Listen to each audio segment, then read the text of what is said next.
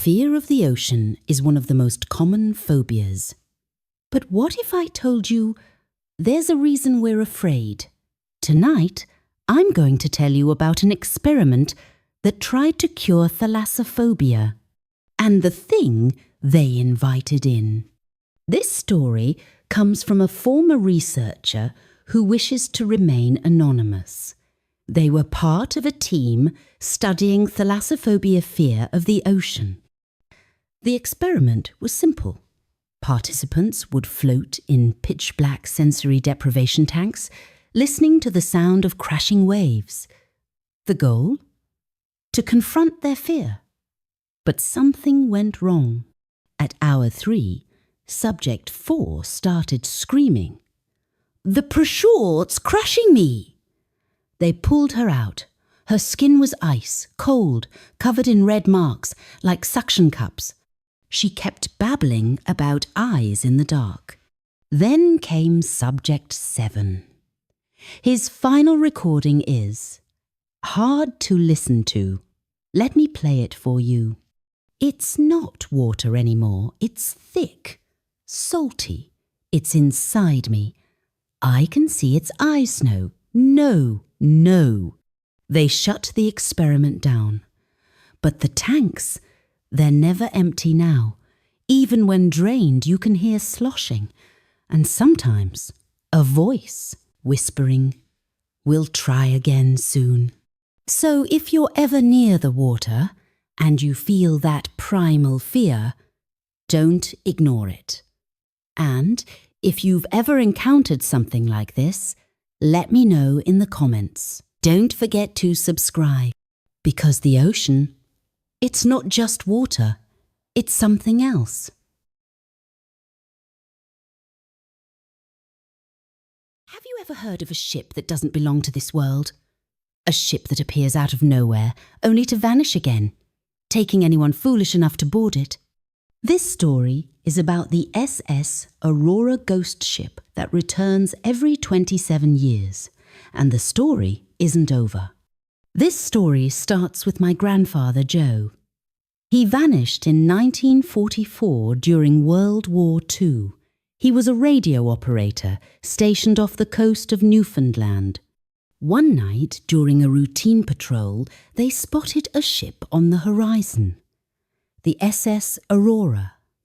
But here's the thing. The Aurora had been missing since 1919. Against orders, Grandpa boarded the ship. What he found wasn't human. The crew's faces were stretched too long, like wax melting in the sun. They offered him a feast-trotted fish, wine thick with worms. When he refused, the captain leaned in close and hissed, "Time drowns here." Grandpa blacked out. When he woke up, it was 1971.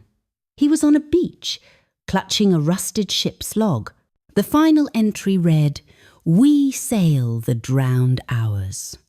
Join us." He was 90 years old, but only a single night had passed for him. Last week, the Aurora appeared again. I found Grandpa's journal open on his desk. A new message was scrawled in his handwriting. They're coming for the debt. His bed was empty.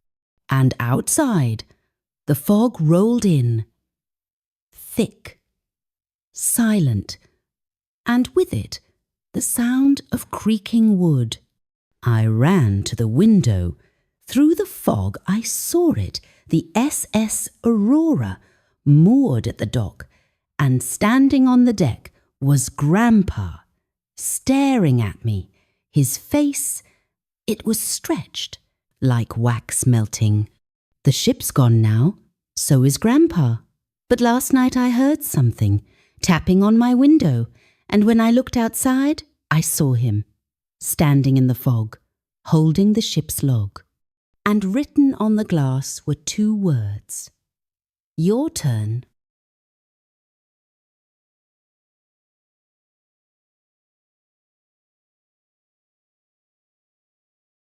The ocean is a dangerous place, but sometimes the danger isn't the waves, the storms, or the cold.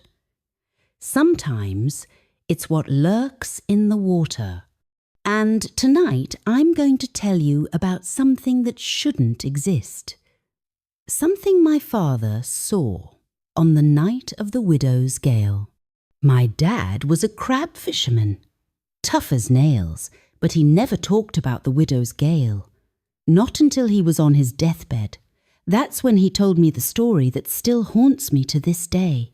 It was 1978. They were hauling pots near the Aleutians when the storm hit. Waves like skyscrapers, wind that could tear the skin off your face. And then they saw her. A woman, standing on the water, glowing faintly in the storm. But she wasn't right. Dad said she had no face-just hollows where her eyes should have been. And she was staring at them. The crew panicked. First, Mate Grady started screaming about a lighthouse in the distance. "It's safe there!" he yelled. But Dad knew better. There were no lighthouses for 200 miles. Grady didn't listen. He jumped into a lifeboat and rowed toward the light. They watched as Grady rowed closer to the light. And then the woman moved. She bent down, her form towering over the waves. She reached out and plucked Grady off the water like he was nothing. The last thing they saw was his lifeboat capsizing as she dragged him under. The next morning, they found Grady's life jacket washed up on the deck. Inside was a clump of kelp twisted into a single word, liar. Dad never spoke about it again until the night he died. His last words to me were, "The ocean's full of lies. Don't trust what it shows you." But here's the thing. Last week, I was walking along the beach near my house, and I saw something in the water, a faint glow just beneath the surface, and for a moment, I thought I saw her, the woman with no face, watching me.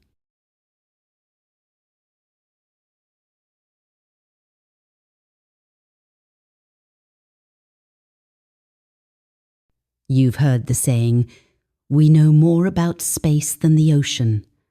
But what if I told you we've already found something down there, something that wanted to stay hidden? A story about 3 scientists, a submarine named the Abyss Explorer, and a city at the bottom of the Mariana Trench. Day 1, 36,000 feet below the surface.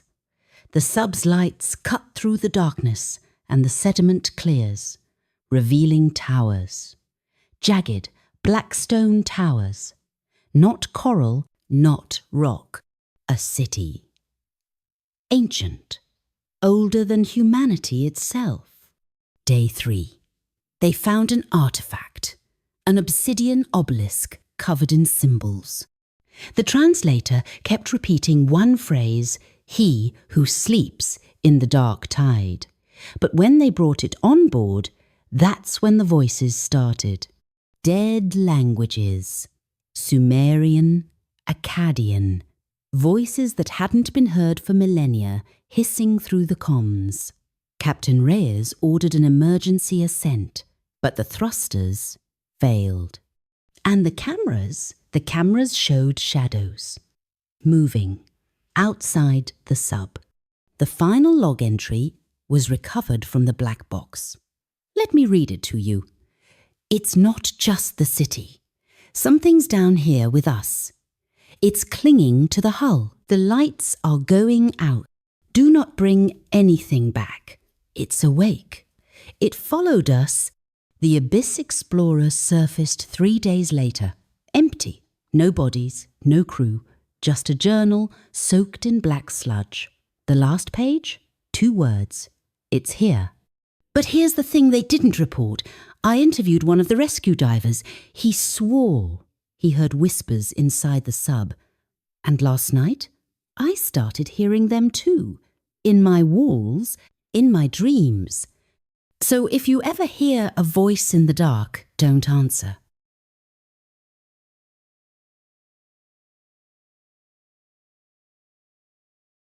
Working on an oil rig is dangerous enough.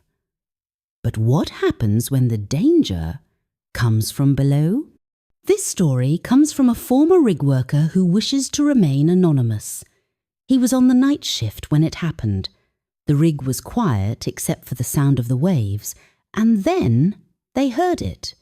Screech, clang, screech. Like something was climbing the rig's legs. They checked the security feed, and what they saw wasn't human. Pale, humanoid figures with too many joints. Glowing blue veins, climbing fast. They locked down the rig, but Gary, the new guy, panicked. He kept saying, "They're tapping Morse code. They're trying to talk to us." Before anyone could stop him, he bolted outside. They found his helmet the next morning, floating in a pool of seawater. Inside was a tangle of black kelp, twisted into a message. Deeper next time. Gary was never seen again. The company hushed it up. But last week, the worker got a voicemail. From Gary's number, just static, and a wet, gurgling voice. "They're teaching me to breathe. So if you're ever out on the water and you hear something climbing, don't look. And if you've ever encountered something like this, let me know in the comments. Don't forget to subscribe, because the ocean, it's full of things we weren't meant to see."